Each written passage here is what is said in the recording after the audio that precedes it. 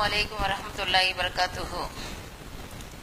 இந்திய நாட்டுல நம்ம இந்திய முஸ்லிம்கள் மேல ஆளுகிற அரசு எத்தனையோ கொடுமைகளை கட்டவிழ்த்து விட்டு இருக்கு. ஒன்னா ரெண்டா கணக்கு கிடையாது. ஏன் இந்த முஸ்லிம் சமுதாயத்தை எப்படியாவது நசுக்கணும், எப்படியாவது இது இல்லாம ஆக்கணும் அப்படிங்கிறது அவங்களுடைய நோக்கமாக இருக்கு. அதுல இப்ப புதுசா ஒன்ன கையில எடுத்திருக்காங்க. எத்தனையோ விஷயங்கள் அவங்க கையில எடுத்து அராஜகம் பண்ணிட்டு இருந்தாலும் அதை எதிர்த்து இந்த மக்கள் அவங்களால முடிஞ்ச அளவுக்கு நம்ம போராடிக்கிட்டு இருந்தாலும் இப்படி இருக்கக்கூடிய இந்த கால சூழல்ல இன்னைக்கு அவங்க புதுசா ஒரு விஷயத்தை எடுத்திருக்கிறாங்க. பெண்களுடைய அடிப்படை உரிமை சட்டத்துல, இஸ்லாம் பெண்களுக்கு வழங்கி இருக்கிற அடிப்படை உரிமை சட்டத்துல இன்னைக்கு அவங்க கை வச்சிருக்கிறாங்க. எதனால இந்த சட்டத்தை எடுத்திருக்காங்க அப்படின்னு பார்த்தோம்னு சொன்னா, யாரோ ஒரு பெண்ணு அவ கணவன் தலாக் விட்டுட்டான், அதனால கோர்ட்டுக்கு போனாலாமா. இப்ப அந்த கோர்ட்டுக்கு போனது எனக்கு இந்த தலாக்ல உடன்படிக்கை இல்ல அப்படிங்கிறது அந்த பொண்ணோட வாதம். இது ஆளுகிற கட்சி பாக்குறாங்க, இந்த சமுதாயத்துல பெண்களுக்கு கொடுமை இழுக்கப்படுது, இந்த பெண்களுக்கு பாதுகாப்பு இல்ல, அதனால இந்த சட்டமே இருக்கக்கூடாது. அதாவது எந்த சட்டம்? தலாக்கினுடைய சட்டம், திருமண சட்டமோ இந்த பெண்களுக்கு இஸ்லாம் கொடுக்கக்கூடியது இருக்கக்கூடாது, இது பொது சிவில் சட்டமாக மாத்தணும் அப்படிங்கறத கோரிக்கையா வச்சு இன்னைக்கு கோர்ட்ல அவங்க கேஸ் போட்டிருக்கிறாங்க. அப்ப இது எந்த மாதிரியான ஒரு போக்காக இருக்கு? இந்த நாட்டுல முஸ்லிம்களோட நிலையை ஒவ்வொரு முஸ்லிம் உணர்ந்திருந்தாங்க அப்படின்னு சொன்னாக்கா இந்த சம்பவம் ஒரு சிரிப்பை தான் கொடுக்கும். ஏன் அப்படின்னு சொன்னாக்கா அவர்களுக்கு நம்ம மேல என்ன அப்படி ஒரு அக்கறை காட்டுவது போல இத்தனை நாள் அவங்க நடந்திருந்தாங்களா? எப்படி இருக்கு இந்த போக்கு அப்படின்னு பாத்தீங்கன்னு சொன்னாக்கா, ஆடு நனையுதேன்னு ஓனா இவ கவலைப்பட்டுச்சாமா.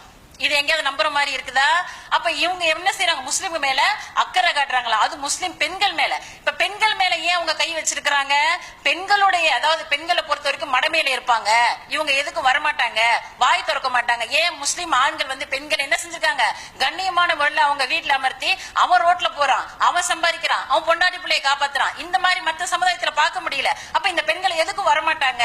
அப்ப நம்ம இஷ்டத்துக்கு நம்ம கேஸ் போடலாம், இந்த உரிமையை நம்ம புடிங்கிட்டோம் அப்படின்னு சொன்னாக்கா அடுத்து என்னென்ன இருக்குதோ அதுல எல்லாம் கை வைப்போம் அப்படிங்கறது அவங்களோட ஏம். இது அக்கறை காட்டுறது கிடையாது. இது அடிப்படை உரிமையில கை வச்சு பெண்களுக்கு வழங்கக்கூடிய உரிமையை எடுக்குவது, பறிப்பது அப்படிங்கிறாங்க. அப்ப இந்த உரிமை நமக்கு சாதாரணமா கிடைச்சதா? ஒவ்வொரு பெண்களும் சிந்திச்சு பார்க்கணும். இந்த உரிமை அப்படிங்கிறது மனிதர்கள் கொடுத்த உரிமை கிடையாது, எந்த ஒரு கவர்மெண்ட் கொடுத்த உரிமை கிடையாது, ரப்புல் ஆலமீன் அல்லாஹ் கொடுத்த உரிமை. இந்த உரிமை எப்படி 1400 வருஷத்துக்கு முன்னாடி பெண்களுக்கு உரிமைகள் வழங்கப்படுது, எப்படி இறைவனால் வழங்கப்படுது. அந்த பெண்கள் தனக்கு உரிமை வேணும். அப்ப உள்ள நபி ஸல்லல்லாஹு அலைஹி வஸல்லம் அவங்களுடைய காலத்துல பெண்கள் உயிரோட புதைக்கப்பட்டார்கள். இப்ப இருக்கக்கூடிய காலகட்டத்தில் நடக்கக்கூடிய அத்தனை கொடுமைகளும் இதற்கு மேற்பட்டோர் ரசூல் ஸல்லல்லாஹு அலைஹி வஸல்லம் அவங்களுடைய காலத்துல நடந்துச்சு. அப்போ அல்லாஹ் தஆலா சட்டத்தை இறக்குறான். எப்படி இறக்குறான்? பெண்களுக்கு அனைத்து உரிமையும், என்னென்ன உரிமைகள் அவங்களுக்கு தேவையோ யாருமே கேட்டு பெறல, கேட்காமலே. எந்த ஒரு ஆர்ப்பாட்டம் கிடையாது, எந்த ஒரு போராட்டம் கிடையாது. பெண்கள் இஸ்லாத்துக்கு எங்களுக்கு இந்த உரிமையெல்லாம் தரணும்னு சொல்லி ரசூல் ஸல்லல்லாஹு அலைஹி வஸல்லம் அவர்களை எதிர்த்து போராடி இந்த உரிமையை பெறல.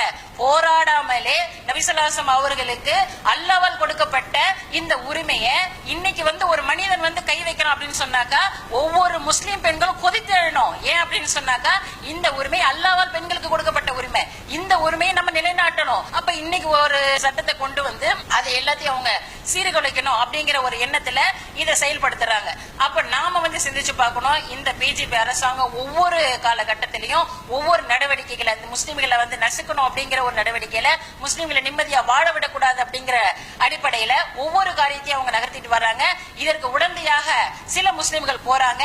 நாம இருக்கக்கூடாது, இதுக்கு வலுவான ஒரு எதிர்ப்பை நாம இங்க காட்டுறோம். அப்ப இன்னைக்கு நாம போராடாமல் பெற்ற இந்த உரிமையை இன்னைக்கு போராடி நிலைநிறுத்தக்கூடிய ஒரு சிச்சுவேஷன்ல நாம இன்னைக்கு இருக்கிறோம். அப்ப இந்த நிலைக்கு வருகிற நவம்பர் மாசம் 6ஆம் தேதி திருச்சியில இதுக்கு எதிர்ப்பு தெரிவிக்கக்கூடிய விதமாக ஒரு பேரணிய நடத்த இருக்கிறோம். அந்த பேரணிக்கு தவறாமல் ஒவ்வொரு பெண்களும் என்ன செய்யணும்? அவங்களுடைய பங்களிப்பை இங்க நிலைநாட்டணும். அவர்களுக்கு வலுவான ஒரு எதிர்ப்பை அவர்களுக்கு தெரியப்படுத்தணும். நீங்க சொல்லுவதை நாங்க கேட்கிற மூடர்கள் கிடையாது, முட்டாள்கள் கிடையாது, இப்படிப்பட்ட அறிவியலிகள் இந்த பெண்கள் இல்ல அப்படிங்கறத அவர்களுக்கு ப்ரூவ் பண்ணணும். அப்ப அல்லாஹ்வால் கொடுக்கப்பட்ட இந்த சட்டத்தை நாம யாரோ ஒருத்த எடுத்துட்டு போறது. இன்னைக்கு ஒரு உதாரணம் புரிஞ்சுக்கோங்க.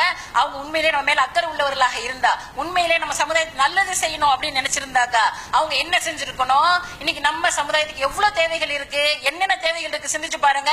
இடஒதுக்கீடுங்கிற ஒரு தேவை, மிக முக்கியமான தேவை. நம்ம பொருளாதாரத்துல பின்தங்கி இருக்கிறோம். இது நம்ம சமுதாய மக்கள் சொல்லல, சர்ச்சார் கமிட்டி சொல்லிச்சா இல்லையா? அவங்கள கவர்மெண்ட்ல அமைக்கப்பட்ட ஆட்கள் சொன்னார்களா இல்லையா? இந்த சமுதாயத்துல இடஒதுக்கீடு கொடுத்தாதான் இவங்களுடைய வாழ்வாதார தரம் உயரும் அப்படின்னு சொன்னார்களா இல்லையா? நம்மளுடைய வாழ்வாதார தரம் உயர்வதற்கு இந்த அரசாங்கம் என்ன செஞ்சுச்சு?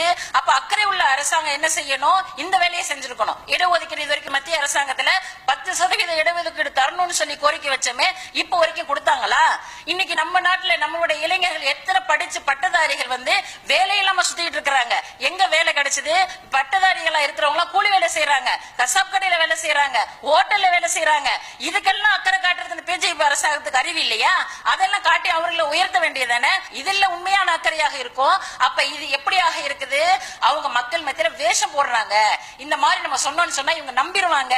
அப்ப நம்மள எல்லாம் மடச்சின்னு நினைச்சிட்டாங்க. இந்த முஸ்லாமிய பெண்கள் எல்லாம் அறிவுள்ளவங்க கிடையாது, இவங்களுக்கு ஒண்ணும் தெரியாது, இஸ்லாத்தை பத்தி தெரியாது. ஏன்னா ஒரு பெண் இஸ்லாத்தை சரியா தெரிஞ்சுக்காததுனால அவ கோர்ட்டுக்கு போனா. உண்மையில இஸ்லாத்தை பற்றின அறிவு அவளுக்கு இருந்துருச்சுன்னு சொன்னாக்கா அவ போயிருக்க மாட்டா அந்த கோர்ட்டுக்கு. ஏன் இஸ்லாம் சட்டத்துல அந்த மாதிரி இல்லைங்கிறது அவளுக்கு தெரிஞ்சிருக்கும். அப்ப என்ன நினைச்சிட்டாங்க? இந்த முஸ்லிம் பெண்களுக்கு அறிவு இல்ல, இஸ்லாமிய அறிவு கிடையாது, ஞானம் கிடையாது, நம்ம கேஸ் போட்ட சொன்னா யாரும் எதிர்ப்பு தெரிவிக்க மாட்டாங்க, ஈஸியா நம்மளுடைய காரியத்தை சாதிச்சிடலாம் அப்படி நினைச்சு இன்னைக்கு போயிட்டு இருக்காங்க. இதுக்கு ஒரு காலம் பெண்கள் இடம் கொடுக்க கூடாது. இதை வலுவான முறையில எதிர்ப்பு தெரிவிக்கணும்.